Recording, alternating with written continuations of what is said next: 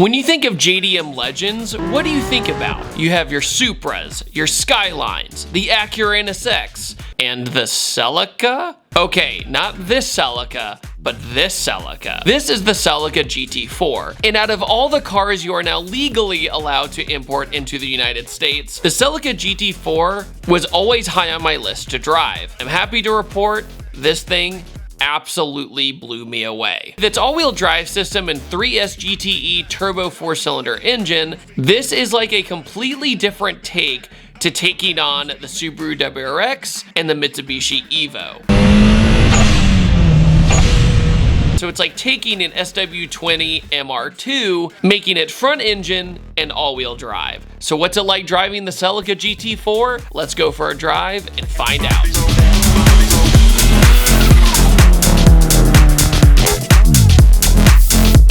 Hello and welcome to the Celica GT4, a car that has been nearly impossible to get my hands on, and I could not be more excited. So I'm going to tell you why. The original Toyota Celica was this old school muscle car looking thing that almost felt like a Mustang ripoff, but it was rear wheel drive and had a lot of inspiration from a lot of different cars. Then they moved on to the next one, which was the Celica Supra, which was when the Celica and the Supra were the exact same car. They weren't two separate cars yet. But Toyota was still making really cool sports cars. They were still making the MR2 and the Toyota Supra, so the SW20 era was around the same time as this. But the GT4 in Japan and other places was all-wheel drive, had a better engine in it, and this is 3S GTE. So what's the 3S GTE? Well, essentially it's the motor that was in the turbocharged version of the SW20. So,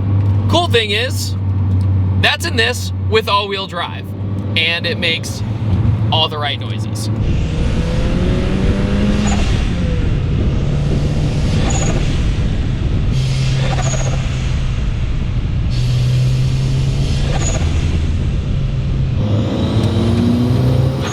Okay, that's awesome. So 3S GTE made 252 horsepower out of a turbocharged 4-cylinder. And you have to think, this is also the same era as the Evo. So if you could kind of see it like as the competitor to the Evo and later the WRX, STI, stuff like that. Later, they honored the GT4 Celica and the GT4 system and platform with the GR Corolla by basically nicknaming it as the GR4, which is really neat. What's really cool is the 3S GTE, my experience with them has been nothing but positive, believe it or not. I've driven really fast MR2s that made like 750 wheel horsepower out of the SW20, and it is a very smooth and serene engine.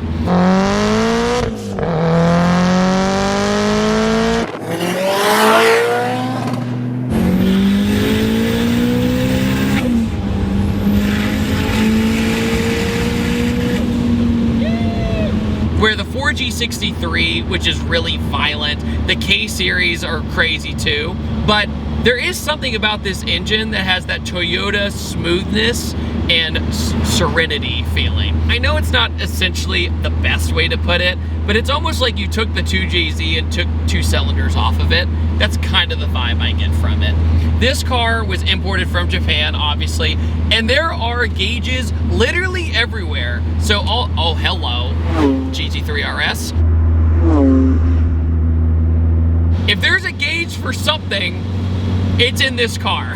Also, the infotainment system is all in Japanese, so I have no idea what it says. We also got aftermarket Recaros in this, which are extraordinarily comfortable for a skinny guy like me. That is so rad. Okay, so far this thing's living up to what I wanted. I'm pretty stoked. We also got 5-speed transmission, and with the all-wheel drive, it very much gives you confidence. This also has very big brakes for the time. They've been painted red, just kind of, it was already like this when the car showed up off the boat. I love the hood scoop. I love everything that this car represents. The gearing is very, very good in this thing. Basically, everything feels very natural.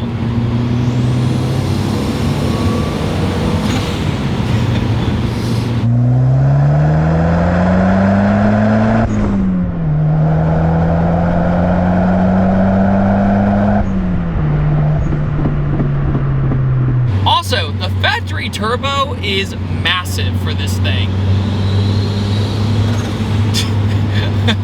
It's got turbo smart blow-off valve.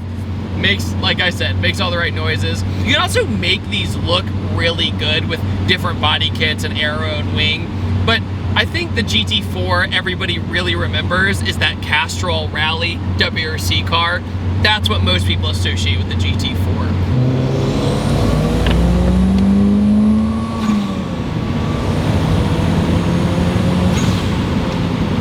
Awesome.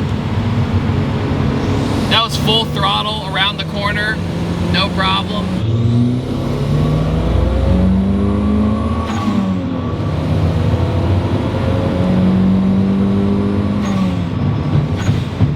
The full throttle experience is really fun, but that half throttle experience is almost better, right? You almost get more of a...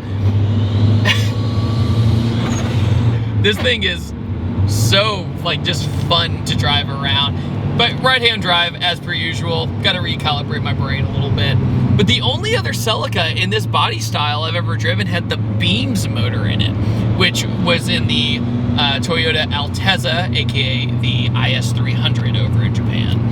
But the Beams motor suited the front-wheel drive car very well, but this is where it's at, dude. Yeah, 3S GTE, love this engine. Clutch actually grabs basically right off the floor, so you got to be a little bit careful doing that. Got my turbo time. It's got an HKS turbo timer. I just realized that. That is some old school stuff right there.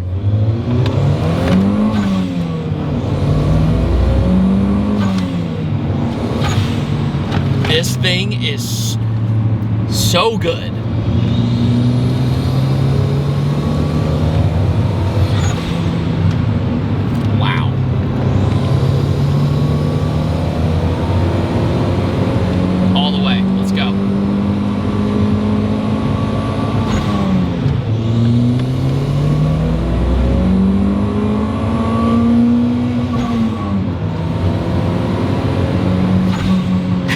If you were to compare this to, say, Mitsubishi Evo, Subaru STI, stuff like that, I think a first generation Bug-Eye WRX, I would take this over that.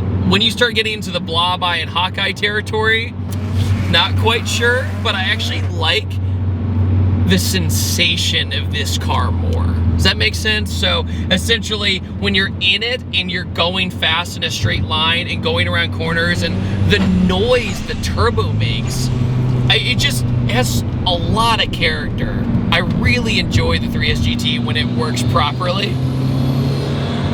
Like, listen to that. That's so cool. Like, when I was a kid and I thought, Japanese tuner car, this is what the sounds and the sights of everything, right-hand drive with a obnoxious blow-off valve, you know. Man, this is better than I expected, right? This car is almost bone stock, and I am very impressed. I mean, it's a 96, and the dash hasn't cracked, and the interior is held up. The dash is very much like the Mark IV Supra, where it swoops towards the driver.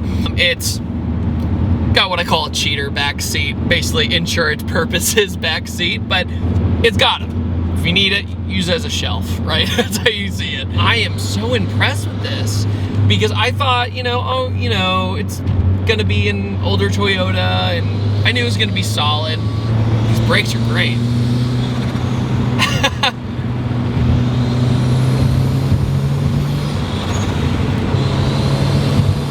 What a car. These cars aren't cheap. The GT4s are hard to find. The parts are extremely hard to find for the all-wheel drive system. As Americans, right, when we think Celica, we think of the 2ZZ Celica, right? We think of that last generation that unfortunately had to compete against the Civic SIs like the EM1 and stuff like that, where it got completely overshadowed and overlooked. And then I finally drove the last gen Celica, and I really enjoyed it. This is something different. This feels like a legitimate performance attempt by Toyota because, well, it was a rally car, for crying out loud, and it fulfills every bit of that destiny. side note, the owner of this car, Anderson, this is his first manual car. No big deal.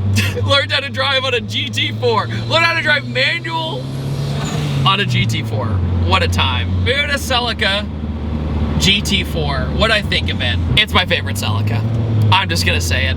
The 5th gen is still really cool of the era, because the 2ZZ engine revs to 8,000 something RPM, all that's really fun. But when I think of Celica, I'm now gonna officially say, David, thankfully, it wasn't a don't meet your heroes moment. It wasn't one of those things where it's like, yeah, that car always sounded cool, but was it really as good as you think it was going to be? And thankfully this one was just as good, if not better, than I thought it was going to be. Also, what do you guys think about the Celica GT4? Put it down in the comment section below, and I will see you guys next time. Take it easy. Have a wonderful day. Goodbye.